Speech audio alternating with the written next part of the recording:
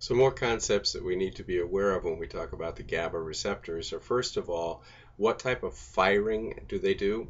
And there is a phasic firing, which is more considered like a pulsing firing or a phase. I need something now just for this moment, this phase. And then there is the tonic firing.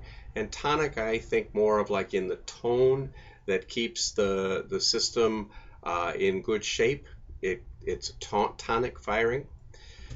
Another concept that we have to be aware of is the location of the receptor. Is it a postsynaptic receptor? And those are more involved in that phasic firing when I need the help. Or is it an extrasynaptic location? And the extrasynaptic locations are more involved in the tonic firing.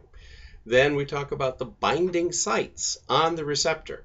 There are the GABA binding sites themselves. And the GABA binding site can be bound by an agonist or an antagonist. And then there's this concept of the allosteric, the other binding site. And these are also called positive allosteric modulator sites or negative allosteric modulator sites, PAMs and NAMs. And it is at these sites that the benzodiazepine medications that we use primarily, they bind on these allosteric sites.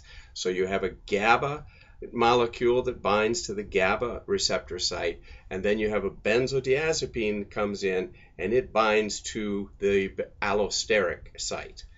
And then when we talk about these benzodiazepine receptors, we can have some that are insensitive and some that are sensitive.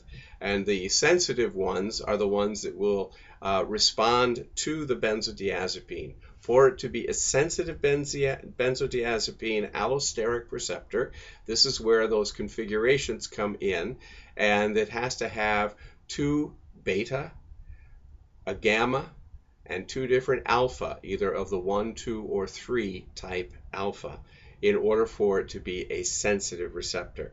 Again, we don't think you're going to have to know this type of stuff to get through this course, but you need to be familiar with the concepts.